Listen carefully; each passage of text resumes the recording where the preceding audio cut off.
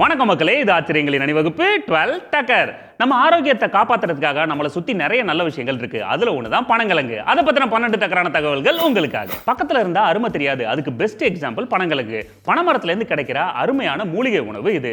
இது பார்க்கிறதுக்கு கேரட் மாதிரியே இருக்கும். இதுக்கு மேல சோளத்துக்கு இருக்கிற மாதிரி தோல் இருக்கும். சின்ன வயசுல நிறைய சாப்பிடுவேன், அதான் ஸ்ட்ராங்கா இருக்கேன். ஒரு அடி நீளம் வளரக்கூடிய பனங்கிழங்கை எப்படி எடுப்பாங்க தெரியுமா?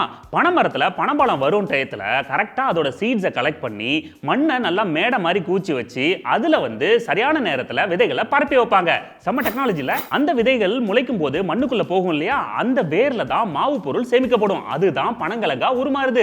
நம்ம முன்னோர்களோட செய்கை எல்லாம் தரமா இருந்திருக்கு. எப்படி இதெல்லாம் கண்டுபிடிச்சாங்க? பனங்கிழங்க பச்சையா சாப்பிட மாட்டாங்க, மத்த கிழங்கு மாதிரி இதை வேக வச்சு சாப்பிடுவோம். அதே மாதிரி இதை சுட்டும் சாப்பிடலாம். வேக வச்ச கிழங்க அப்படியே துண்டு துண்டா வெட்டி பெப்பர் சால்ட் போட்டு சாப்பிட்டா சூப்பரா இருக்கும். 10 மணிக்கு மேல சூப்பர் சைட் டிஷ். அந்த காலத்துல நம்ம தமிழ்நாட்டுல பாத்தீங்கன்னா பனங்கிழங்க நடுவுல செங்குத்தா கூரா வெட்டி ரெண்டா பொளந்து வெயில்ல காய வைப்பாங்க. இது ரஃப் ஆயிடும். இதுக்கு பேரு ஒடியல். இத பவுடர் ஆக்கி அப்புறம் கூழு அப்புறம் புட்டு இதெல்லாம் மிக்ஸ் பண்ணி சாப்பிடுவாங்க. அந்த காலத்துல நல்ல ஹெல்தி லைஃப் ஸ்டைல் வாழ்ந்திருக்காங்க. சில பகுதிகளில் அப்பெல்லாம் பாத்தீங்கன்னா பனங்கிழங்க வேக வச்சு அதுக்கப்புறம் காய வைப்பாங்க. இதுக்கு பேரு புழுங்கொடியல். இது ஏன் பண்றாங்க அப்படின்னு பாத்தீங்கன்னா ரொம்ப காலத்துக்கு கிழங்கு கெட்டு போகாம இருக்கிறதுக்காக பண்றாங்க. இப்பெல்லாம் இது யாரும் பண்றது இல்ல.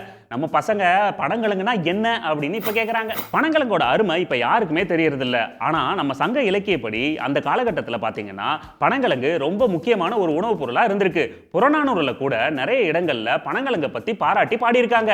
அப்ப நீ பனங்கிழங்கு இல்ல, சங்க கால கிழங்கு. என்னடா நம்ம எவ்வளவு சாப்பிட்டாலும் வெயிட்டே போட மாட்டேங்குது அப்படின்னு புலம்புறவங்க பனங்கிழங்க நிறைய சாப்பிடலாம். ஏன்னா இதுல புரோட்டீன் அதிகமா இருக்கிறதுனால மசில் growthக்கு ஹெல்ப் பண்ணுது. அதே நேரத்தில் தொந்தியும் தொப்பையும் வராது, ஃபிட் ஆக்கும். அது மட்டும் இல்லாம வெயிட் லாஸ் பண்ணணும்னு நினைக்கிறவங்களும் இந்த பனங்கிழங்க நிறைய சாப்பிடலாம். இதுல ஃபைபர் இருக்கு இல்லையா, அது நம்ம செரிமான பிரச்சனையை தீர்த்து ஃபிட்டா வச்சுக்கும். குறிப்பிட்ட காலம் வந்ததுக்கு அப்புறம் பனங்கிழங்க மண்ணுக்குள்ள இருந்து கரெக்டா எடுப்பாங்க. அவங்க கால்குலேஷன் மிஸ்ஸே ஆகாது.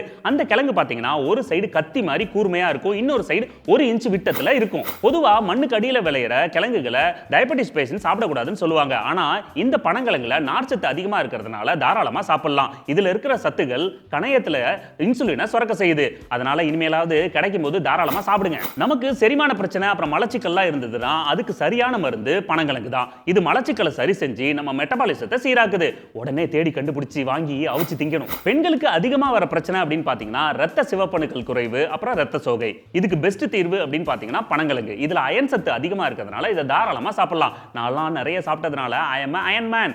ஓகே மக்களே, மீண்டும் சந்திப்போம். இது ஆச்சரியங்களின் அணிவகுப்பு 12 டக்கர் வித் மீ உங்கள் துரைராஜ் ஜெயசீலன்.